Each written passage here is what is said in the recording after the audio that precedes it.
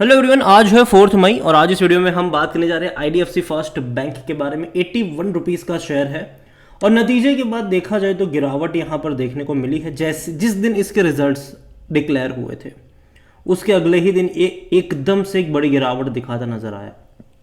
अगले दिन एक थोड़ी सी तेज़ी दिखाने की कोशिश करी, लेकिन पिछले 2 ट्रेडिंग सेशन से धीरे धीरे करके ये नीचे की तरफ जा रहा है। बात करेंगे वीडियो में इसके बारे में, लेकिन उससे पहले अगर आपने अभी तक चैनल को सब्सक्राइब नहीं किया तो प्लीज़ अभी इसे सब्सक्राइब कर लीजिए, क्योंकि आगे भी बहुत सारे वीडियोस हैं जो आपको काफ़ी ज़्यादा हेल्प करेंगे। तो 81 रुपीज़ का शेयर है आईडीएफसी फर्स्ट बैंक का। एक महीने में 2% का ग्रोथ है, एक साल के बाद के तो 26 से 27% की तेज़ी है।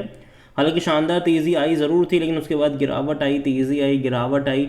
अभी कोशिश कर रहा है, वापस नीचे की तरफ ज़्यादा नज़र आ रहा है। कहीं ना कहीं एक इनिशियल सपोर्ट जो है वो 75 रुपये के आसपास नज़र आ रहा है, वहाँ पर ये रुकना चाहिए।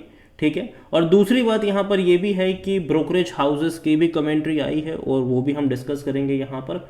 और देखो, मर्जर का जो इवेंट है ना यहाँ पर, वो इनको परेशान डेफिनेटली करने वाला है। जब तक मर्जर कंप्लीट नहीं हो जाता, अभी भी मर्जर नहीं हुआ इनका, ठीक है।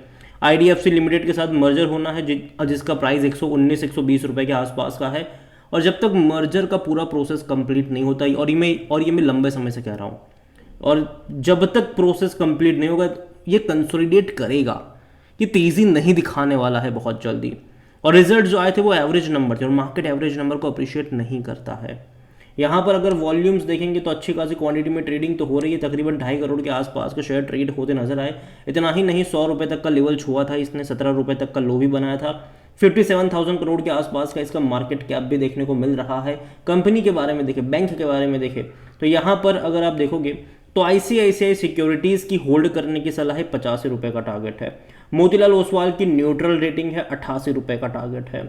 ठीक है। तो यहाँ पर बाइंग टारगेट भी है एक का, बात करेंगे उसके बारे में भी। तो यहाँ पर देखा जाए तो न्यूट्रल रेटिंग है, होल्ड करने की सलाह है, मतलब उतना ज़्यादा आश्वस्त नहीं नजर आ रहे हैं brokerage houses. According to Moneycontrol user 100% लोग कह रहे हैं खरीदारी करो। बैंक को लेकर अगर हम बात करने की कोशिश करेंगे तो डिविडेंड देखो, हालांकि ये पे नहीं कर रहा है, मुझे लगता है कि अगले साल से पे करना स्टार्ट कर सकता है। रीज़न ये है कि अभी इन्होंने प्रॉफिट कमाना स्टार्ट करा है, मतलब जो बड़ा वाला प्रॉफिट होता है वो, क्योंकि अगर आप इनका प्रॉफिट देखोगे, एनुअली प्रॉफिट देखोगे तो 22 में थोड़ा सा प्रॉफिट था, 21 में अच्छा प्रॉफिट था, लेकिन 23 और 24 फाइनेंशियल ईयर में प्रॉफिट एक बेहतरीन तरीके से बढ़ा है इनका। आप देखिए, फाइनेंशियल ईयर 2023 में 2,485 करोड़ का प्रॉफिट था, 2024 में 2,940 करोड़ से भी ज़्यादा का प्रॉफिट था। तो अच्छा खासा प्रॉफिट में जंप आया है। उम्मीद करते हैं कि आगे आने वाले क्वार्टर्स में ये जो जंप है ये बढ़ता हुआ नजर आए। और जैसे कि आप देख सकते हो पिछले 2 फाइनेंशियल ईयर में अच्छा प्रॉफिट है, तो मुझे लगता है कि शायद इस साल के एंड में या फिर अगले साल की शुरुआत में डिविडेंड यहाँ पर मिलना चाहिए।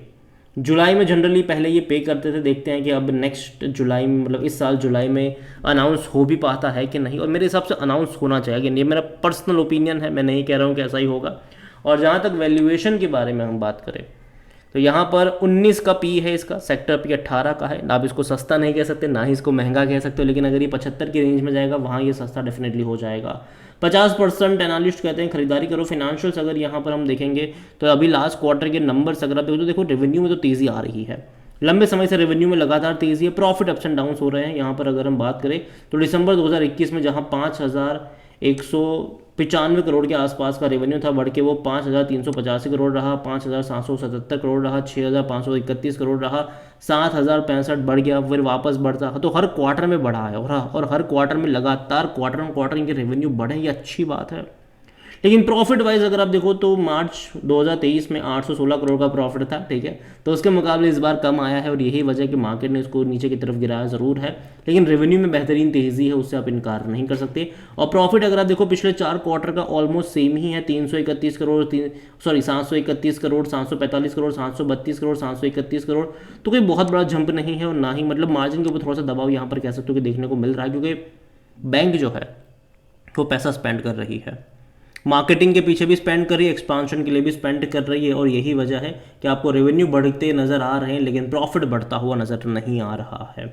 शेयर होल्डिंग के बारे में अगर हम देखें तो प्रमोटर की होल्डिंग 37.43% की है और इससे पहले के क्वार्टर में 37.45% की थी, मतलब हल्की सी बिकवाली प्रमोटर ने करी। म्यूचुअल फंड ने बड़ा मतलब बहुत बड़ी क्वांटिटी बेच दी, 3.40% से भाई साहब बेच करके आ गए हैं 2.67% पर।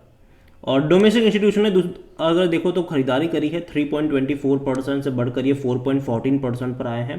एफआईएल्स ने हल्की से बिकवाली करी है 24.30% से 23.65% पर आए। तो देखा जाए तो म्यूचुअल फंड और एफआईएल्स ने बिकवाली करी है, प्रमोटर ने भी थोड़ी बहुत बिकवाली करी है, डोमेस्टिक इंस्टीट्यूशन की तरफ से यहाँ पर बाइंग आई है। रिटेल और अदर की मिलाकर 32.11% की होल्डिंग है, जिनमें से रिटेल इन्वेस्टर 15.36% पर है और अदर पार्टी 16.75% का स्टेक यहाँ पर लेकर बैठे हुए हैं। देखिए ओवरऑल अगर मैं बात करूँ आईडीएफसी फर्स्ट बैंक के बारे में, तो अगेन ये खराब बैंक नहीं है, लगातार ग्रोथ इसने दिखाई है, प्रॉफिट में ये लौटते हुए नजर आए हैं। लेकिन अगर आप देखो तो ये अटका हुआ है 80-90 की रेंज में, ये अटका है। और मैंने कहा था पहले भी कि जब तक मर्जर वाली चीज़ें कंप्लीट नहीं हो जाती, मैं एक्सपेक्ट नहीं कर रहा हूँ बहुत बड़ी तेज़ी, लेकिन बैंक बुरा नहीं है, गिरावट में खरीदारी के मौके बनेंगे। अगर 75 रुपये के आसपास ये जाता है तो वहाँ से बाय ऑन डिप्स के मौके बन सकते हैं। अगेन मैं यहाँ पर वर्ड इस्तेमाल कर रहा हूँ बाय ऑन डिप्स का, मतलब 75 के करीब जाए तो हर मतलब थोड़ी सी क्वांटिटी ऐड कर सकते हो, उसके बाद हर 10% के डिक्लाइन पर ऐड करने के मौके आपको ढूंढने चाहिए। और जब तक मर्जर की चीज़ें कंप्लीट नहीं होती, टाइम लगेगा इन सारी चीज़ों में, लेकिन कंप्लीट होने के बाद एक अच्छी तेज़ी में एक्सपेक्ट यहाँ पर ज़रूर कर रहा हूँ।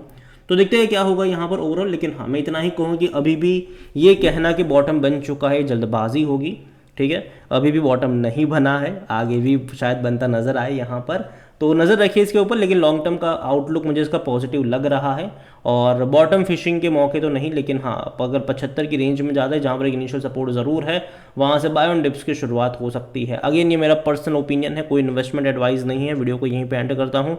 पसंद आया हो तो लाइक करें, शेयर करें, चैनल वगैरह पहली बार है तो प्लीज़ सब्सक्राइब करें। और आईडीएफसी फर्स्ट बैंक के बारे में क्या सोचते हैं वो भी आप मुझे कमेंट में लिख के बता सकते हैं। Thank you.